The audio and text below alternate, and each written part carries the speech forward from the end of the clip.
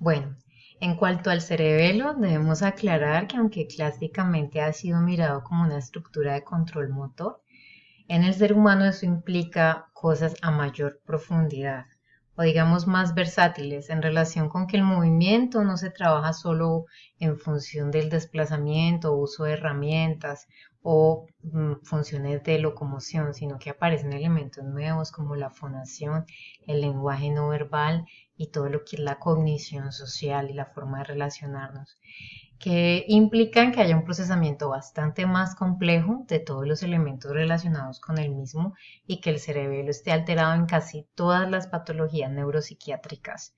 Entonces vamos a encontrarlo como un centro de enlace para diversos tipos de información, aunque la mirada que le vayamos a dar hoy es muy enfocada al control de cuatro tareas básicas. El tono muscular o grado de contracción mínimo que tiene un músculo, aunque no se esté usando para ejercer fuerza, todo lo que es el equilibrio corporal, la postura y su regulación y la metría de los movimientos finos, o sea, la capacidad que tenemos de calcular variables sobre el movimiento, como la dirección en la cual lo vamos a hacer, la velocidad a la cual lo vamos a hacer y la fuerza que le vamos a aplicar al movimiento. Bueno, teniendo eso entendido, entonces vamos a encontrarnos con un sector del sistema nervioso que tiene una organización filogenética. La parte más antigua se conoce como arquicerebelo o vestíbulo-cerebelo, la también antigua pero no tanto como paleocerebelo o espinocerebelo y la de más reciente aparición y más ampliamente distribuida en el humano como neocerebelo o pontocerebelo. Es una estructura de fosa posterior que está en relación directa con el tallo cerebral. Aquí estamos viendo un corte a través de la línea media en sentido sagital. Se observa entonces el acueducto de Silvio y el cuarto ventrículo, del cual el cerebelo constituye el techo y la fosa romboidea habíamos visto que constituía el piso. Y el corte pues se hizo justo en el vermis, que es la línea media del cerebelo, y se observa el árbol de la vida, la fisura primaria y la fisura horizontal. También podemos considerar que la gráfica que les voy a mostrar a continuación va a ser una gráfica en la cual yo voy a tomar este elemento, ¿cierto? Que se conoce como la língula y lo voy a levantar, a desplazar hacia arriba o superiormente. Y voy a tomar este elemento que está con el número 12 que se conoce como el nódulo y lo voy a desplazar hacia abajo. Imaginémonos que tuviéramos el cerebelo completo y separando la língula hacia arriba y el nódulo hacia abajo nos encontraríamos con este tipo de diagrama o de posición que nos permite entonces ver toda la superficie cerebelosa. La línea media se conoce entonces como el vermis cerebeloso, que ustedes pueden ver que está formado por la língula, el lóbulo central, el culmen, el declive, el folio, el tuber, la pirámide, la úvula y el nódulo, ¿sí? Al lado y lado de ese vermis vamos a encontrarnos con un sector de más o menos 1 centímetro a cada lado que se va a conocer como el paravermis, que va a ser un sector correspondiente al paleocerebelo. En ese sentido, el vermis va a ser arquicerebelo principalmente y el paravermis va a ser principalmente paleocerebelo. El resto del tejido va a corresponder a lo que se conoce como los hemisferios cerebelosos, que van a estar formados por unos pliegues o giros o circunvoluciones que aquí en el cerebelo, al ser tan delgados, se conocen como folias. Y varias folias van a formar un lobulillo que tienen nombres específicos y que, digamos, están relacionados con una estructura particular del vermis o línea media. Entonces aquí está el ala del lóbulo central, el lóbulo cuadrangular, el simple, el semilunar superior, el semilunar inferior. Aquí vemos el biventral o bigástrico y aquí vemos la tonsila o también conocida como amígdala cerebelosa que puede sufrir algunos tipos de hernia en algunas entidades, ¿cierto? Donde hay efecto masa. Y estos que están laterales al nódulo se conocen como los flóculos, ¿sí? Básicamente. Todo el sector bien lateral del cerebelo se conoce entonces como neocerebelo o hemisferios. Vamos a asociar cada uno de estos sectores con una función cerebelosa particular. El vermis o línea media va a estar vinculado principalmente con el control del equilibrio y el tono de la musculatura extensora. El paravermis, que estaría 1 centímetro al lado y lado de la línea media, estaría vinculado con el control de la postura y el tono de la musculatura flexora. Y los hemisferios, que son la mayor parte del territorio cerebeloso, lo vamos a relacionar con la metría de los movimientos finos, la coordinación de los mismos. Al interior, miren que esta es la corteza que está en la superficie, es muy delgada, es una corteza trilaminar, y debajo de ella vamos a encontrar entonces una sustancia blanca subcortical. Y esa sustancia blanca subcortical va a permitir que esa corteza se conecte, entre otras estructuras, con unos núcleos que hay en la profundidad del cerebelo, se conocen como núcleos profundos. Y en sentido medial a lateral van a describirse el núcleo fastigial, más medial y más antiguo. Por lo tanto, él se va a conectar con todo lo relacionado con arquicerebelo y va a tener que ver funcionalmente con el equilibrio y con el control del tono de los extensores. Luego vendrían los dos globosos y el emboliforme, que tendrían o harían parte del paleocerebelo y por lo tanto funcionalmente se van a relacionar con postura y control de tono de flexores. Y por último el dentado, que es este núcleo de morfología particular, extenso, que corresponde al neocerebelo y que se va a conectar con los sectores que tienen que ver con la metría de los movimientos finos. Vamos a mirar la corteza cerebelosa, la parte superficial, cómo está compuesta. Ella va a tener unas neuronas de proyección o Golgi tipo 1, que son las células principales de cada sector, que se conocen como neuronas de Purkinje. Estas neuronas se caracterizan porque tienen un soma con una morfología en forma de botella, o perdón la redundancia, una morfología de botella, y tienen un árbol dendrítico que se divide de forma dicotómica. Entonces de cada rama, de una rama se originan otras dos y de esa otras dos y de esas otras dos, de tal manera que el árbol dendrítico termina siendo muy profuso, característico de ellas, muy reconocidas por eso, y se observa entonces que ese árbol dendrítico profuso forma una capa dentro de esa corteza que se conoce como la lámina molecular. Estas neuronas de Purkinje son células GABAérgicas. El axón emerge de la base y su principal blanco en conectividad, aunque no el único, son los núcleos profundos, fastigial, globoso, emboliforme y dentado. Están acompañadas al interior de la corteza cerebelosa por 4 grupos celulares. El primero se conoce como las células granulares, que estoy señalando en este momento, son pequeñas, son interneuronas de acción local, pero son glutamatérgicas, son las únicas células excitatorias del cerebelo. Y ellas mandan sus axones de forma superior y luego se bifurcan en lo que se conoce como las fibras paralelas, que van a establecer contactos sinápticos con las dendritas de las células de Purkinje, excitándolas. Ejerce efectos excitatorios sobre la neurona de Purkinje. El segundo tipo de interneurona que vamos a encontrar en el cerebelo, o bueno, el segundo y el tercero son las células en cesta y las células estrelladas, que son interneuronas típicas inhibitorias que ejercen efecto inhibitorio sobre la célula de Purkinje. Y encontramos otro tipo celular que son las neuronas de Golgi del cerebelo, que van a conectar de forma inhibitoria a la célula granular.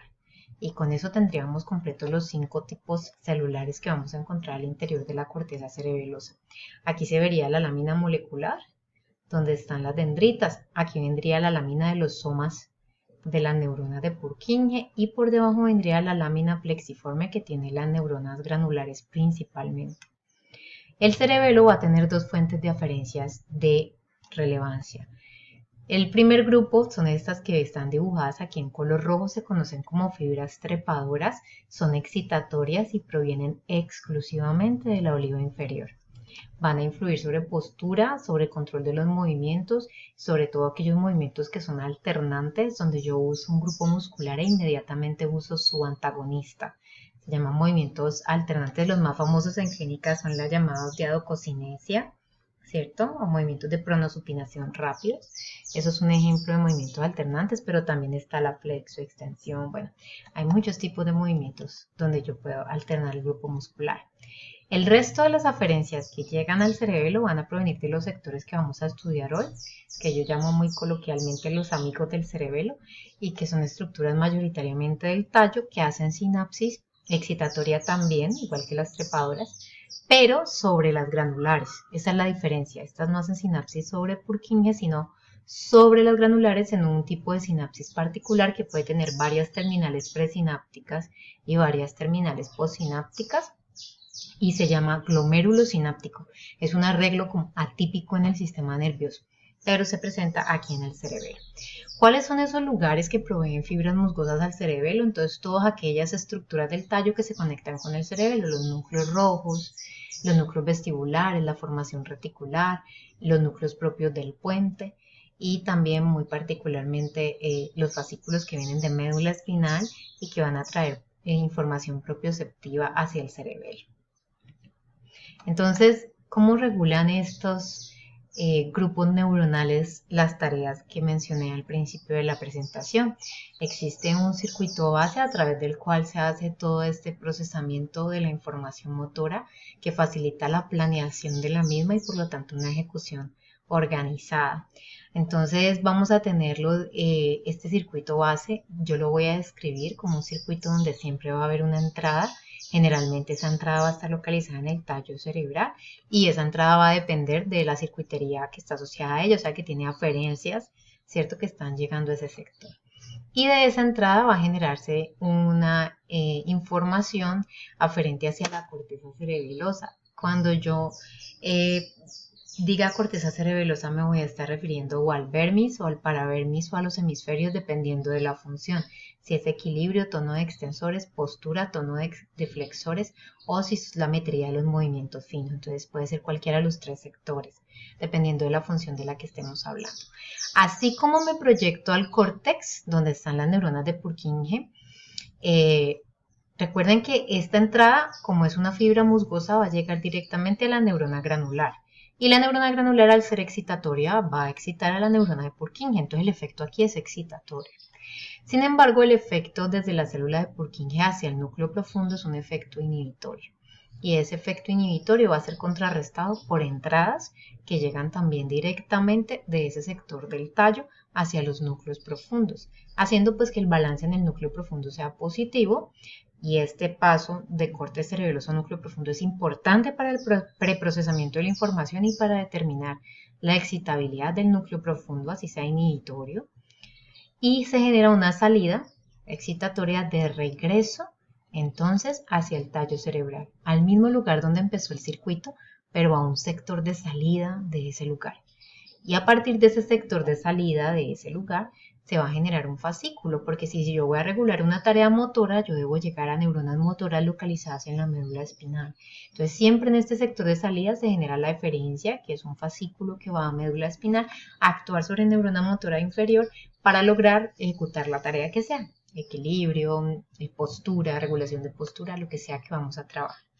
Repasemos brevemente ese circuito que se da al interior del córtex y los núcleos profundos para que entendamos por qué la salida es positiva y por qué el circuito no se corta, aunque las neuronas de Purkinje son inhibitores.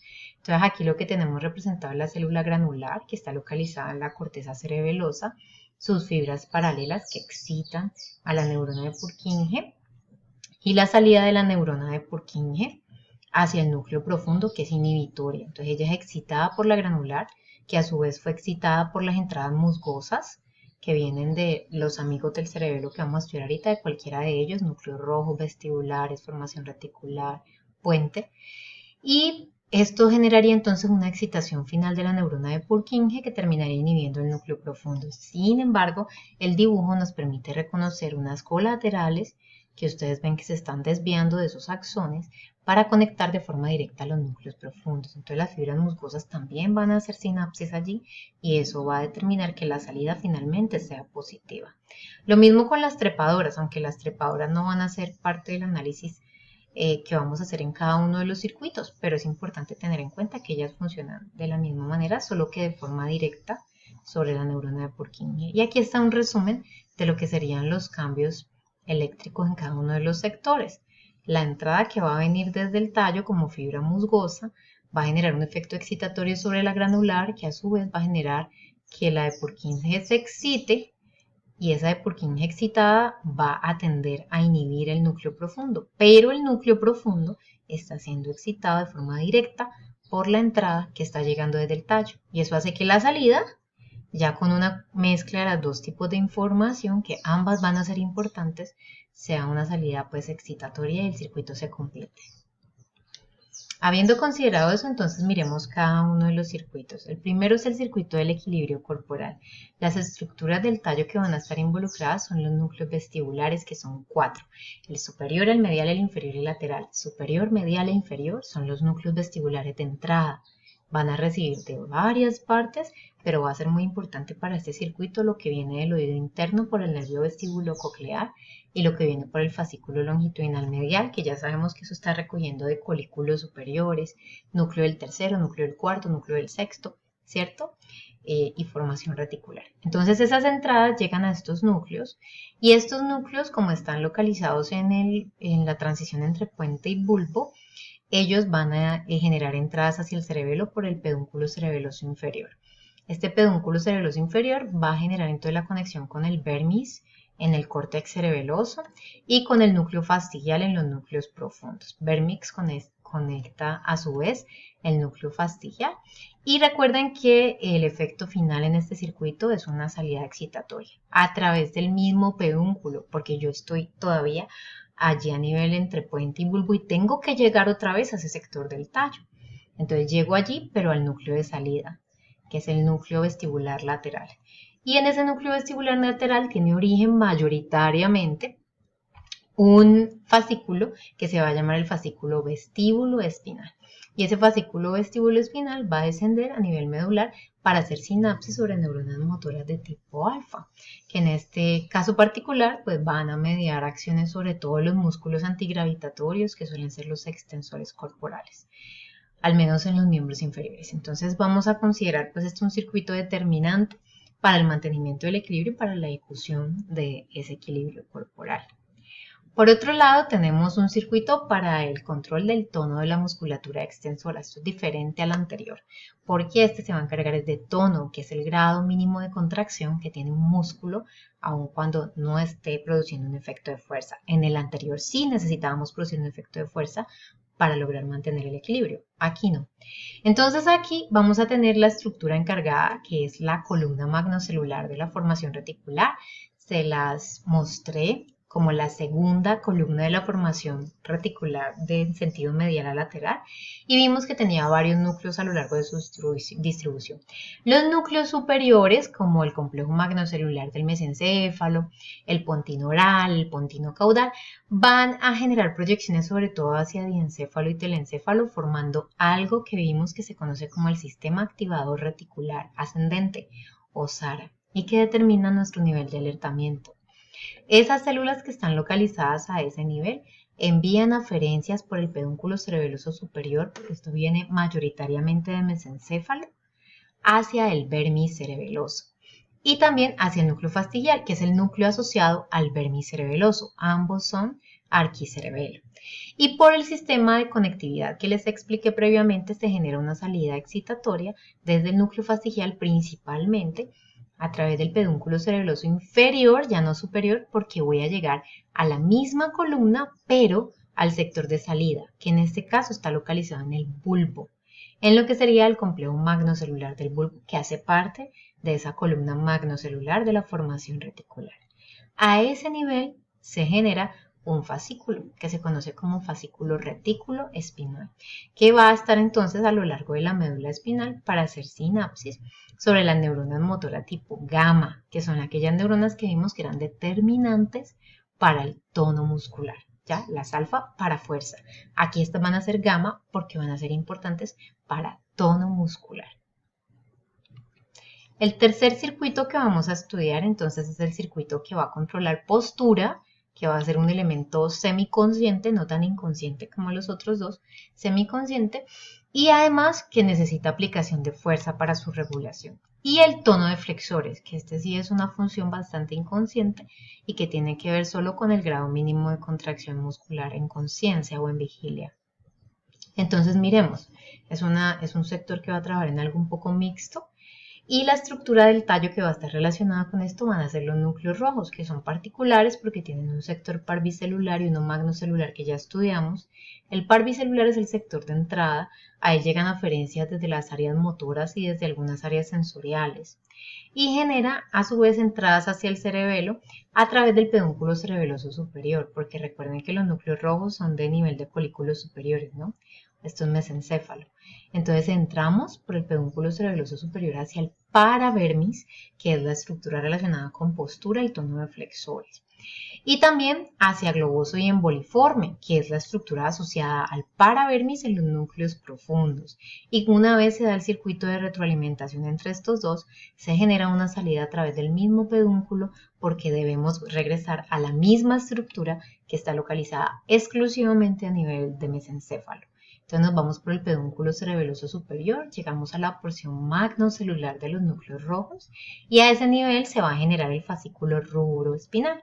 Y ese fascículo rubroespinal ya sabemos que se va a cruzar, inmediatamente nace en la decusación tegmental y que va a bajar para hacer control de neuronas motoras tanto alfa si vamos a trabajar en elementos posturales como gamma si vamos a trabajar en el tono de flexores. Por último, tenemos el circuito que permite la regulación de la metría de los movimientos finos y ya explicamos que la metría es la capacidad de calcular algunas variables sobre el movimiento como la fuerza, la velocidad y la dirección. Entonces, este tipo de circuito van a ser en la corteza cerebral en general. Aquí yo solamente he mencionado dos sectores, el prefrontal porque el aporte de este sector es gigante a esta conectividad y la corteza motora pues porque es la típicamente mencionada a este respecto, pero realmente también el parietal, el occipital y el temporal están aportando a estas fibras que se van a llamar fibras corticonucleares que van a ejercer efectos sobre los núcleos propios del puente, que son los núcleos que están localizados a nivel de la porción basilar del puente y por los cuales el puente recibe su nombre. Entonces, la corteza va a estar enviando fibras hasta ahí, fibras corticonucleares o corticopónticas, y esas fibras corticopónticas, una vez hacen relevo en los núcleos propios del puente, van a generar entradas a través del pedúnculo cerebeloso medio, que es un pedúnculo cerebeloso que solo es de entrada, no como el superior y el inferior, que es tanto de entrada como de salida. Este no, este pedúnculo cerebeloso medio solamente es para entrar y solo lleva fibras pontocerebelosas. Es exclusivo para ese tipo de información, además es el más grueso de los tres paquetes de fibras. La información entra hacia los hemisferios cerebelosos que son el neocerebelo y que están relacionados con la metría de los movimientos finos y hacia el dentado, que es el núcleo profundo que está asociado con los hemisferios cerebelosos, neocerebelo también. Y sale del dentado entonces por el pedúnculo cerebeloso superior, porque recordemos que por el medio no puedo regresar. Y adicionalmente, la estructura a la cual tengo que volver a donde inició el circuito fue la corteza. Esta vez el circuito no inició en el tallo. Entonces, si yo quiero entrar a la corteza cerebral y ejercer algún efecto sobre ella, tengo que hacer relevo en tálamo la mayor parte de las veces. Y por lo tanto, vamos a ir aquí al núcleo ventral anterior y al núcleo ventral lateral, que son los núcleos motores del tálamo que nos van a permitir llegar a través de la cápsula interna a la corteza motora. Aquí sí vamos a la corteza motora, de regreso, casi que exclusivamente. ¿Por qué? Porque ya aquí lo que vamos a hacer es ejecutar. Entonces en la corteza tiene que originarse el fascículo que va a ir hasta la médula para ejercer ya la tarea de la metría de los movimientos finos y pues esta vía ya es la vía que llamamos piramidal o vía de ejecución de los movimientos que está formada por los fascículos corticoespinales anterior y lateral. Entonces esa vía corticoespinal va a terminar en neuronas motoras tipo alfa localizadas en la lámina 9 de la médula que estudiaremos. Entonces, y así podemos generar entonces ese tipo de control de esas variables sobre el movimiento que se está dando. Recordemos que aparte de las entradas que yo he mencionado, que a través de estos circuitos pudimos ver varias de las fibras musgosas. Me voy a volver un poco porque aquí me faltó mencionarles algo. No les hablé de esta vía que está aquí, pero es para que la recuerden. Esta es la vía que está relacionada con las olivas, que estudiamos previamente en mesencéfalo. De la porción parvicelular de los núcleos rojos se origina el fascículo rubro-olivar hacia las olivas inferiores. Y de esas olivas inferiores que también ya estudiamos con sus tres porciones, salen las fibras trepadoras por el pedúnculo cerebeloso inferior hacia todo el cerebelo. Aquí no es solo hacia el paravermis, sino que yo aproveché es la presencia de los núcleos rojos para mencionar las fibras trepadoras. Porque todas las demás entradas que hemos visto hacia el cerebelo en estos circuitos son fibras musgosas. En términos generales, las aferencias hacia el cerebelo se podrían dividir en dos grandes, como les mencioné al principio, trepadoras, que son las de las olivas y que solamente mencionamos en esa diapositiva que acaba de mostrar, ¿cierto? Y en todas las diapositivas que hemos visto de circuito hemos estudiado las fibras musgosas, que son las que llegan a las células granulares. Entonces aquí vienen aferencias musgosas. ¿De dónde? De los núcleos vestibulares, por ejemplo. ¿De dónde más? De la formación reticular, por ejemplo. ¿De dónde más? De los núcleos rojos, por ejemplo. ¿Y de dónde más? De los núcleos propios del puente, que realmente son aferencias que vienen de la corteza, o sea que son córtico-ponto cerebelosas. Aparte de esas entradas, vamos a tener los fascículos espinocerebelosos. No los podemos olvidar. Esos dos fascículos espinocerebelosos son importantes porque son entradas sensoriales de propiocepción inconsciente que llegan hacia el cerebelo para que el cerebelo pueda hacerse una idea de lo que está pasando a nivel de los grupos musculares específicos. Entonces esa entrada es muy importante para que podamos tener una representación homuncular que existe también en el cerebelo, que me permite una representación somatotópica de los músculos en este caso particular, ¿sí? ¿Sí? Más bien miotópica. Entonces, muy precisa. Lo importante es que está bien calculada en forma de mapa. Y así pues se genera un control más preciso. El espinocerebeloso anterior trae información de propiocepción inconsciente relacionada con miembros inferiores y el espinocerebeloso posterior trae información de propiocepción inconsciente relacionada con miembros superiores. Y esa pues es la diferencia entre ellos dos. Y las eferencias van a ser todas aquellas que se generen principalmente, no de forma exclusiva, a partir de los núcleos profundos y que van a retornar a las estructuras que vimos en el tallo cerebral. Entonces allí tendríamos todas las que son fastigio-vestibulares, fastigio-reticulares, globoso-emboliformes rurales y las dentadotalámicas, que van a generar pues el cierre del circuito de metría y los movimientos finos. Con esto queda cubierto lo principal en relación con cerebelo y el control motor.